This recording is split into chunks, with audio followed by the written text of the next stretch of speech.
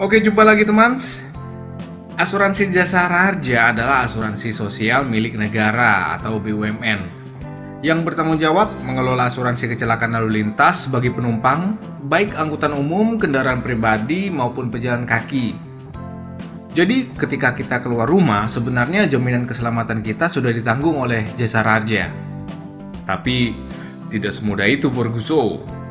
Selengkapnya Anda bisa baca di sini. Nah, saya di sini selaku korban laka lantas akan mencoba membagikan pengalaman bagaimana kejadian tangan kiri saya remuk. Tulangnya pecah menjadi 5 bagian, lalu melewati 2 fase operasi dan mengklaim asuransi Jasara Harja sampai melewati plafonnya sebesar 21 juta rupiah. Bagaimana bisa? Simak sampai habis ya. Kronologisnya begini.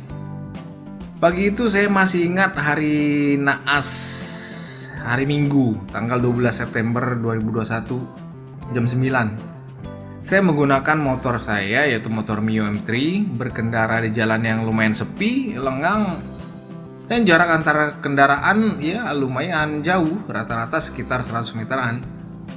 Gak buru-buru sih, dengan kondisi jalan lurus, mulus, dan lebar. Juga sepi ya, jadi kecepatan 60 km/jam itu biasalah. Dari kejauhan 200 meter, kulihat di bahu jalan sebelah kiri ada seorang ibu berhenti. Kupelankan sedikit kecepatan sambil klakson sekali.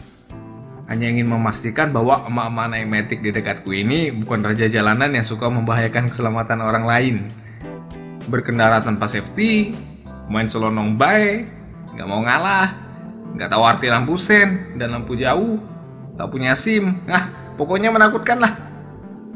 Jadi untuk antisipasi, kecepatan saya turunkan paling tidak sampai 40-50 km/jam. Tapi antisipasi saya sia-sia. Entah apa yang merasuki ibu itu. Setelah mencapai jarak kira-kira 5 meter, ia tiba-tiba menjalankan motornya berbelok ke arah kanan kayak misi bunuh diri gitu, menghalangi jalanku. Ya, dengan kecepatan jarak segitu tidak ada yang bisa kulakukan. Mengerem pun gak sempat lagi. Brah! Yang kulihat waktu itu hitam putih beberapa kali serta suara berisik seperti gempa bumi gerusak. Sampai aku berhenti terbanting dan berguling-guling. Kulihat posisiku sedang berada di tengah jalan. Ya, takut tergilas mobil lewat, di benakku hanya satu, menyingkir ke pinggir jalan. Masih sempat berlari ke pinggir jalan sambil mengerang kesakitan. Saya merasakan sakit luar biasa di tangan kiri. Setelah dibantu orang membuka helm dan jaket, terlihatlah tangan kiriku sudah terkulai patah tebu gitu. Dan si ibu yang menyelidingku hanya terkilir jari kelingkingnya. Sakti bukan?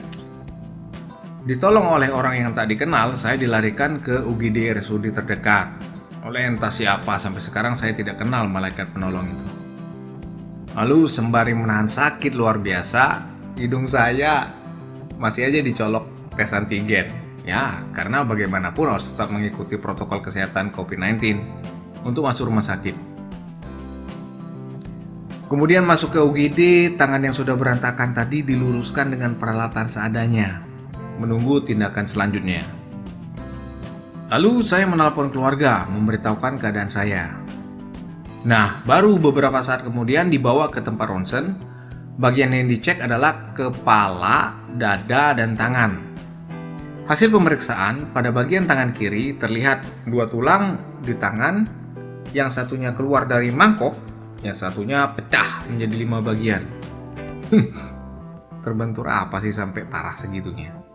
Nah, untuk pemeriksaan kepala sama dada hasilnya normal. Karena memang saya menggunakan helm SNI dan digunakan dengan benar, yakni diikat dengan baik. Karena pengalaman saya banyak melihat orang pakai helm pun masih bisa mendapatkan luka parah di kepala. Ya, karena tidak diikat. Atau diikat tapi tidak erat, alias kendor.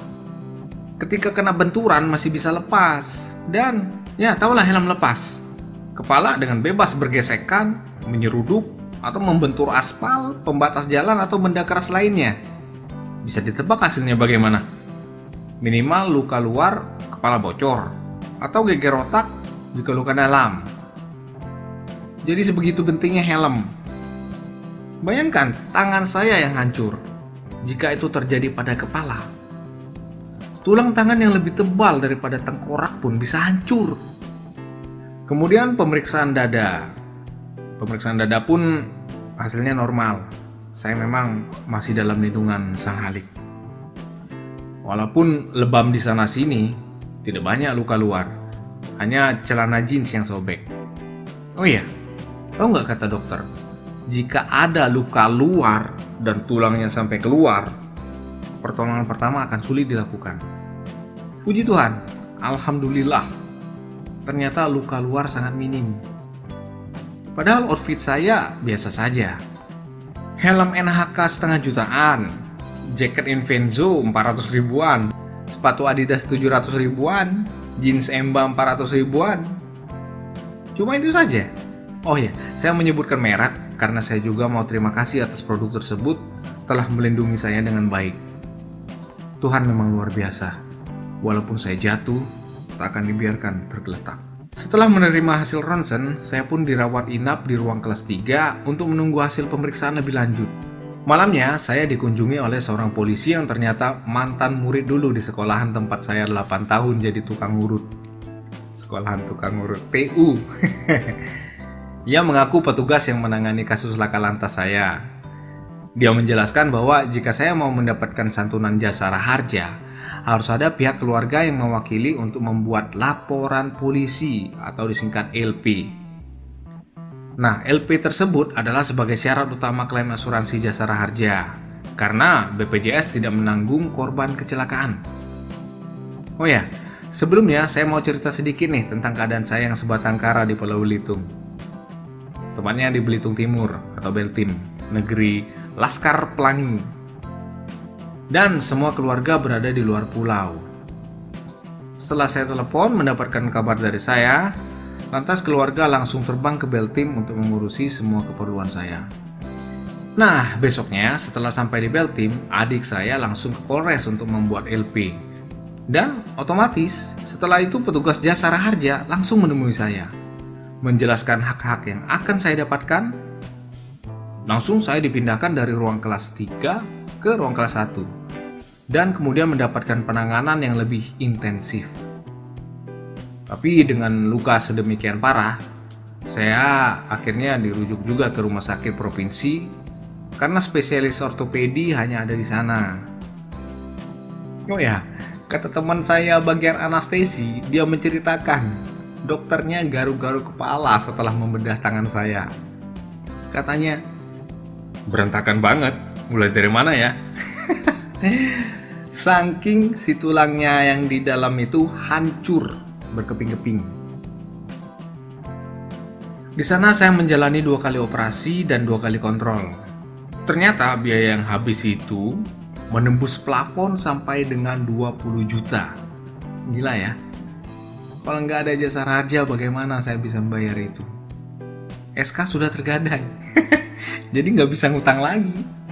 Belum lagi nanti operasi pencabutan pen yang ditanam. Yang biasanya jika recovery-nya berjalan normal akan dicabut setelah setahun dari sejak operasi pemasangan pen. Waduh, gimana itu jika sudah melebihi plafon? Siapa yang akan menanggungnya? Pasti biayanya nggak bakalan jauh dari operasi pertama. Tapi ternyata selanjutnya, bila telah melewati batas, pertanggungan akan dikembalikan ke BPJS. Nah, itu tadi pengalaman saya teman. Saran saya dalam berkendaraan, berhati-hati tidak cukup. Karena walaupun kita sudah berhati-hati, pihak lain masih bisa membuat kita celaka. Selain berhati-hati, kita juga butuh persiapan, konsentrasi, selalu waspada, dan jangan lupa selalu berdoa.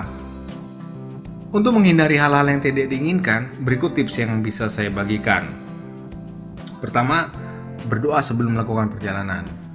Kedua, cek kondisi kendaraan, minimal rem dapat berfungsi dengan baik dan ban tidak kempes. Ketiga, klakson. Ini penting untuk memberi peringatan kepada pengendara lain yang bengong atau linglung di jalanan. Mungkin karena banyak masalah. Seperti ibu-ibu yang menyeleding saya. Tidak ada di benaknya untuk melihat kondisi jalanan sebelum belok. Asli. Saya pikir ibu tersebut sedang kosong pikirannya. Ketika sepersekian detik saya lihat tatapan matanya sebelum saya terpelanting, pandangan ibu itu kosong loh. Jika saya mengendarai mobil, mungkin ibu itu sudah tergilas. Nah, yang keempat, helm, sarung tangan, jaket, dan sepatu adalah pelindung yang bisa meminimalisir dampak dari suatu kecelakaan, terutama helm. Helm ini adalah item yang paling krusial. Jika saya tidak pakai helm, seperti yang saya jelaskan di awal, mungkin saya sudah mokat. Dan setelah 10 bulan kejadian laka lantas tersebut, beginilah kondisi saya sebelum pen dicabut. Tangan tidak normal lagi, karena ada potongan tulang yang hancur. Dan tenaganya pun hanya 30% dari tangan normal. Jikapun banyak melakukan aktivitas, malam harinya terasa ngilu. Ya, semoga setelah operasi pencabutan pen nanti, tangan saya bisa pulih. Mohon doanya teman saya. Itu saja untuk kali ini, semoga bermanfaat. Terima kasih. Wassalam.